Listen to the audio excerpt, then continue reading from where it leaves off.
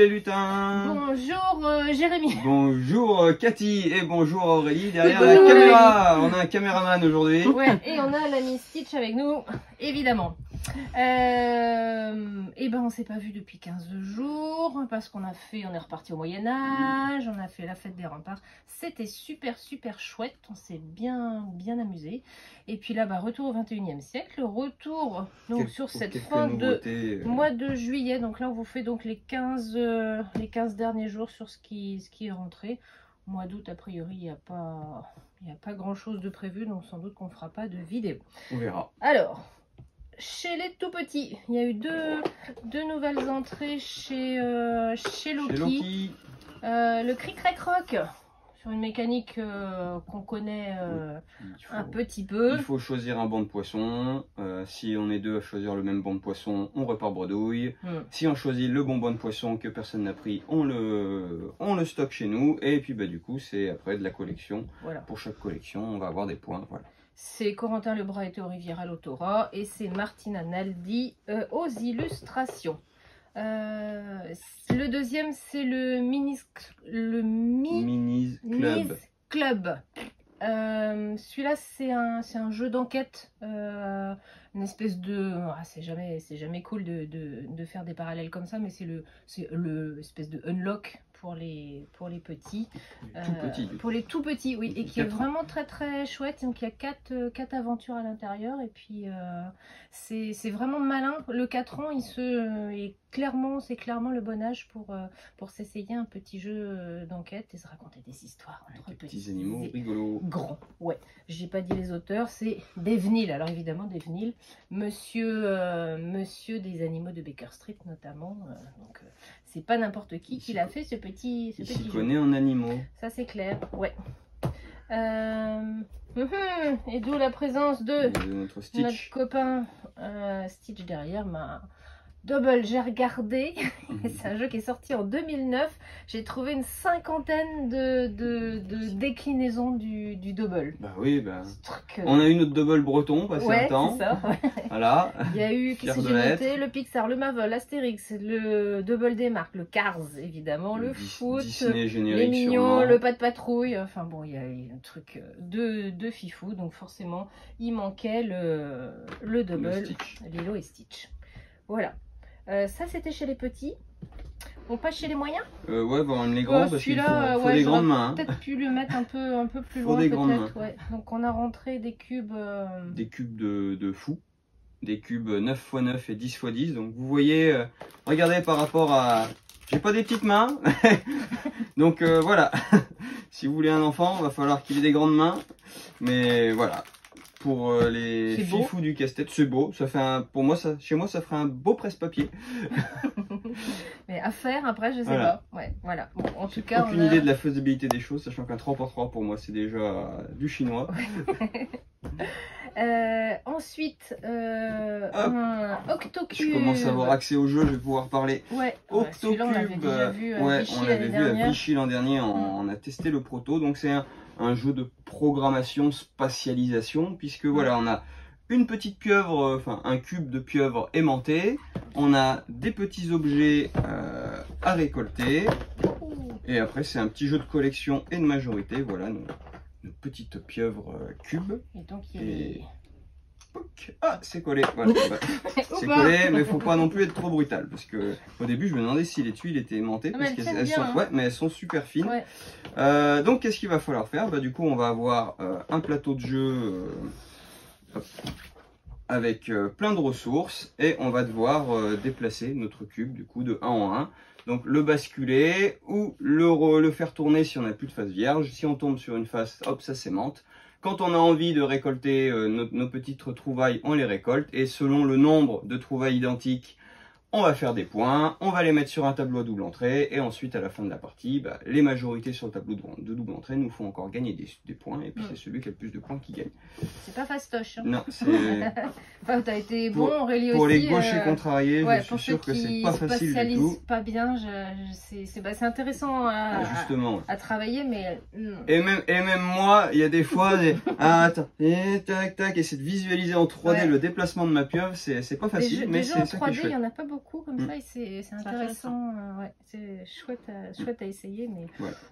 Ouh. À noter, ils mettent 8 ans. Il y a un mode Kids qui n'a plus de majorité. C'est le premier qui remplit son tableau de 16 cases et qui met à partir de 6 ans. Voilà, avec beaucoup moins de choix dans les actions, mais qui du coup voilà, qui peut faire évoluer un peu l'enfant.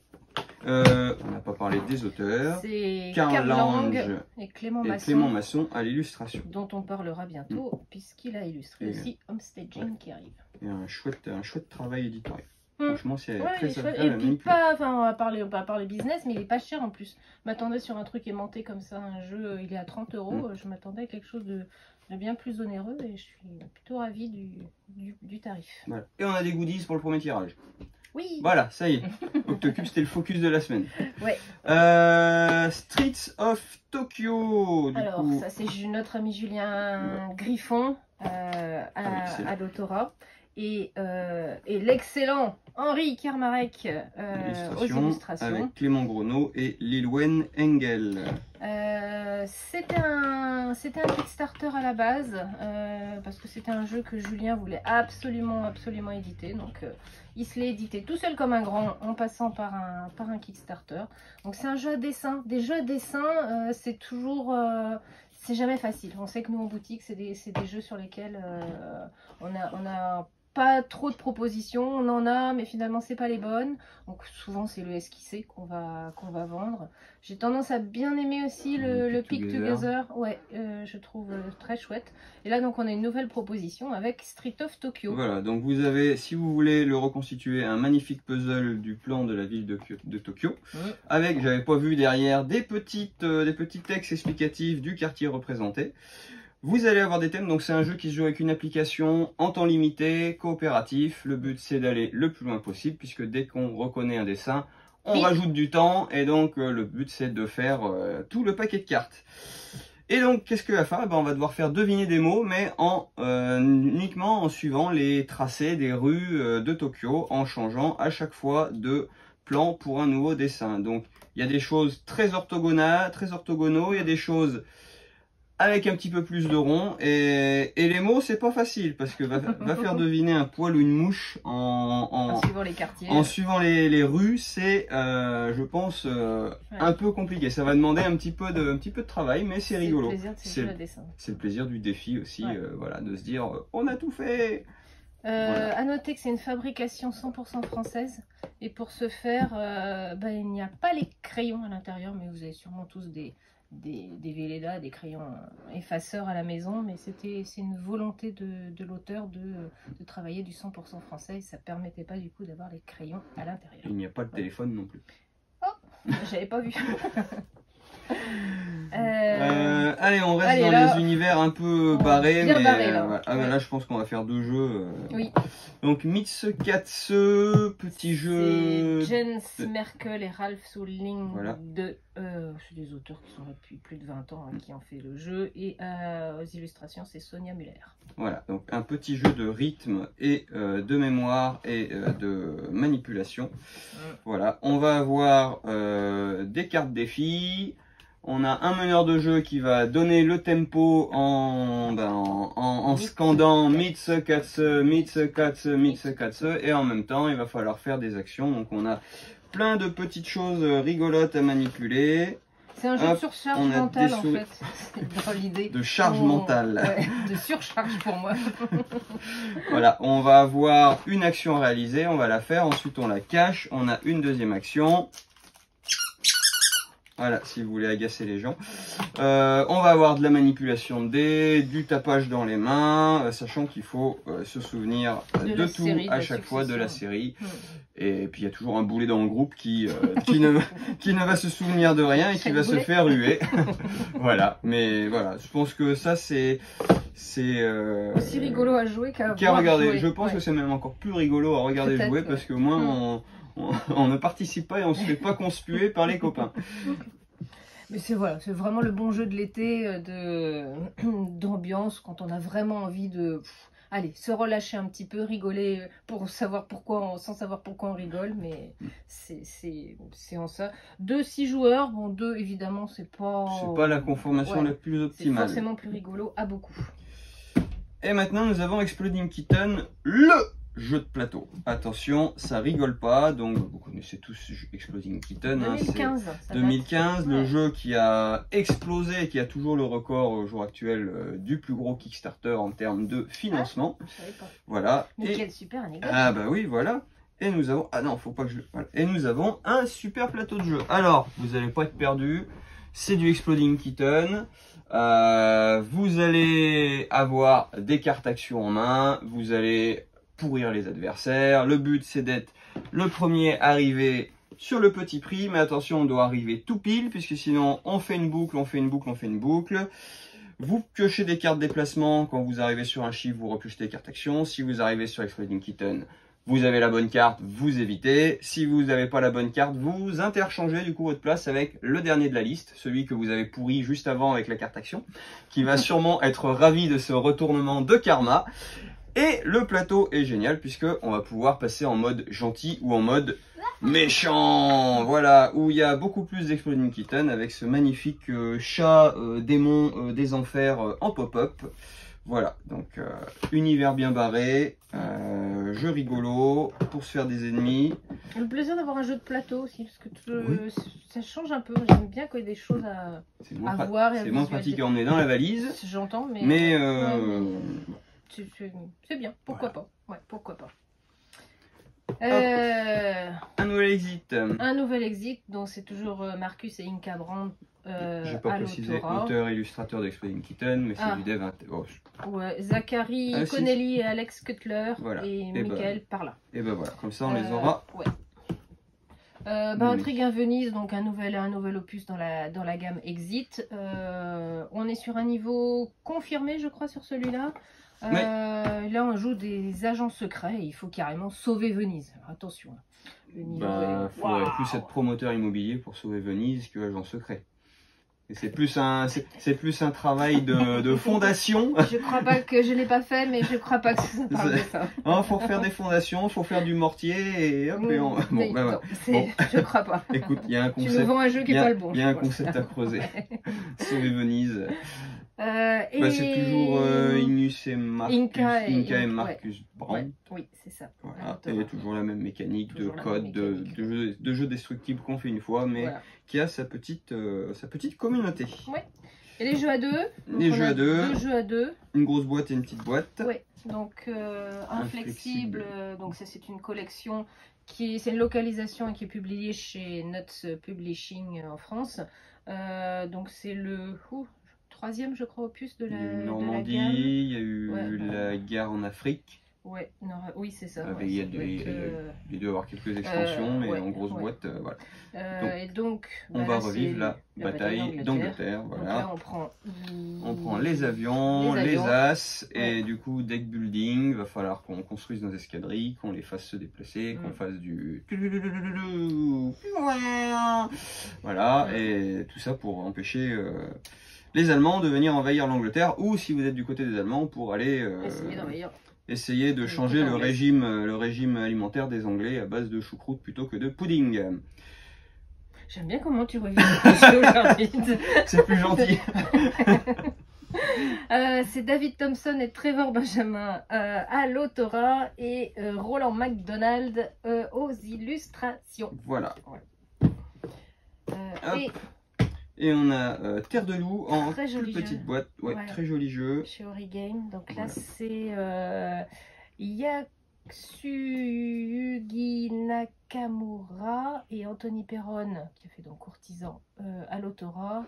Et Zinko Kan et Yuan Mokoko aux illustrations. Et ben, là, c'est du coup un jeu de pli et de majorité, puisque on va du coup avoir des cartes avec des couleurs, des valeurs. On a un plateau puzzle avec différents territoires de différentes couleurs.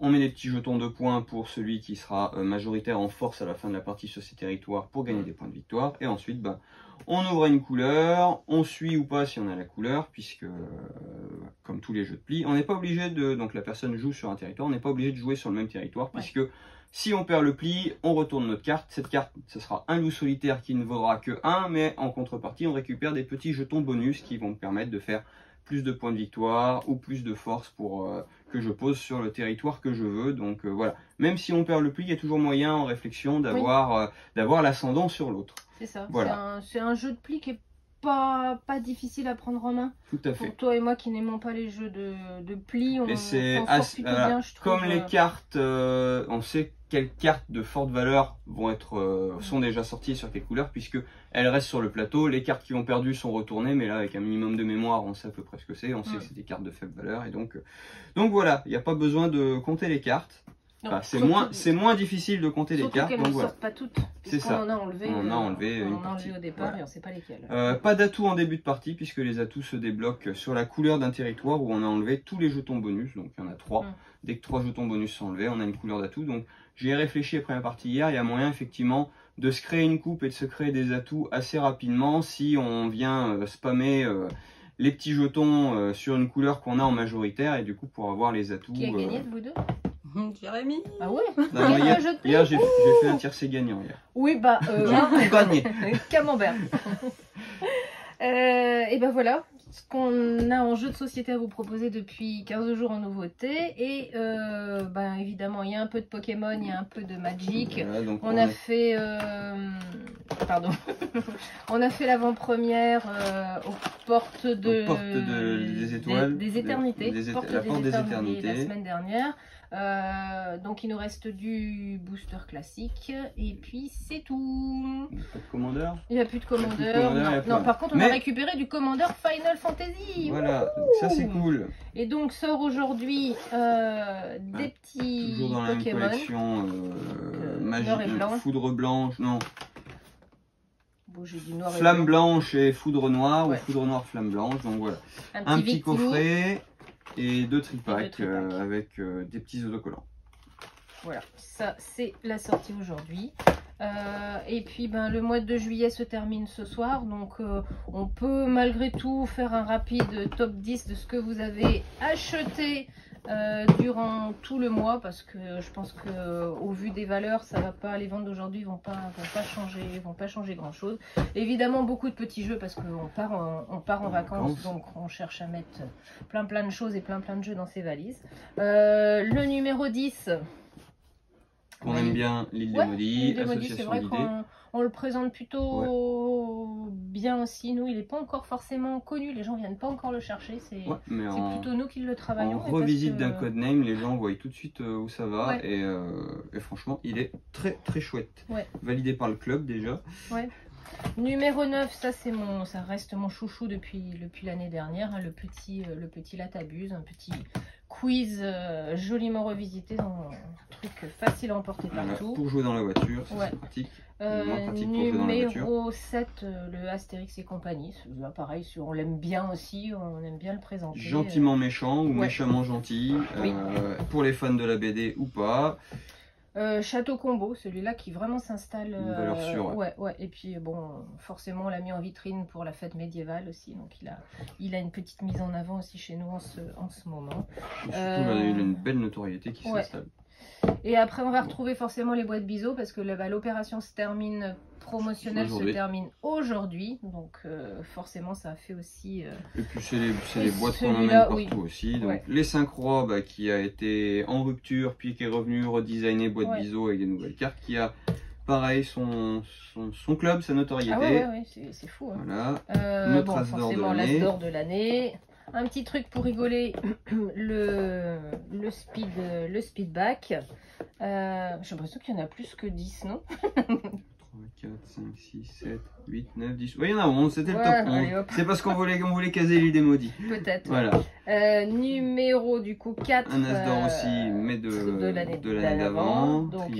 Et nos trois premiers, donc le Punto, le Skyjo et le Décal. Voilà ce que vous avez le plus acheté chez nous. Vous aimez construire des tableaux? Oui. On reste à peu près sur le même type de jeu. Et pendant que on vous fait jouer à tout ça, nous on commence déjà à travailler la rentrée, parce qu'on s'est déjà amusé pas mal. Enfin, on a pris beaucoup de plaisir, toi et moi, à jouer à Bug Run. Aurélie aussi. Aurélie un peu moins, Un j'ai peu moins. l'impression. Elle a des J'ai plus tirages. souffert. Oui, t'as souffert sur tes jets de dés. Malgré tes relances, ça nous a fait rire sur le moment, mais je compatis parce que je sais ce que c'est de faire des tirages de dés assez foutraques. Mais c'est un jeu familial sans prétention Ouais. qu'on a vraiment. Ouais. Il y a de la stratégie sans de la stratégie, il y a des alliances, enfin, je trouvais très marrant à jouer, avec un univers aussi très sympathique, donc ultra validé familialement celui-là. Et c'est breton, donc. Et c'est bon Bix, mais c'est pas pour autant que je dis que c'est bien, mais quand même. On a aussi essayé Day One, alors celui-là il arrivera que l'année prochaine, le jeu de Johan Levé et Johan Goupil. Voilà, on est sur un jeu un petit peu plus tactique. Oui, on va essayer de enfin voilà, il va falloir avancer sur une nouvelle carte en défaussant des cartes pour avancer selon les territoires qu'on traverse et égrener nos petits campements pour essayer d'accomplir des objectifs par rapport à des ressources, etc. Alors nous on a fait la base, il y a des scénarios qui amènent des petites subtilités, le volcan, le village lacustre, etc. qu'on n'a pas encore testé, mais à voir, donc apparemment ça buzz un petit peu, la mécanique est vraiment hyper accessible, mais à voir ce que ça raconte une histoire. Ouais, il est chouette, pour le coup, il est très beau. là, t'as deux jeux qui t'ont plu parce qu'ils t'ont ouais, fait voyager. l'univers, c'est toujours ça que je recherche, il me faut une aventure, et puis il y a un plateau, j'aime bien quand il y a des choses mises en avant. Donc ces deux jeux-là, vous les retrouverez dans le catalogue, notre sélection de fin d'année qui arrive au mois de fin septembre, octobre. Pour après Vichy. Voilà, mais ça on en reparlera évidemment au moment de leur sortie. Et ce week-end, qu'est-ce qu'on fait demain et après-demain? On brade. C'est la braderie. Donc si vous êtes autour de Dinan, venez en profiter parce qu'on termine les jeux qu'on n'a pas vendus en solde. On va vraiment les brader. C'est vraiment on aura des tout petits prix. Donc si vous avez envie de pour deux jeux achetés, vous en payez deux. Voilà l'offre du moment. C'est tout demain et tout samedi. En espérant. Ils annoncent pas des grosses chaleurs, mais en espérant qu'on passe entre les gouttes. Voilà. Même si une braderie sans pluie, tu me dis c'est pas une vraie braderie. On verra. C'est quand même un peu moins relou. Eh ben, merci d'être toujours à l'écoute. Et puis, on vous dit peut-être dans une semaine, peut-être dans 15 jours. Peut-être en septembre. Peut-être en septembre. Si on survit à la fin de l'été. Selon l'humeur du jour, on viendra vous raconter des choses. Et passez de bonnes vacances. Et passez nous voir si vous êtes en Bretagne et que vous êtes hors de Bretagne. Et puis à la prochaine. À bientôt. Salut. Salut.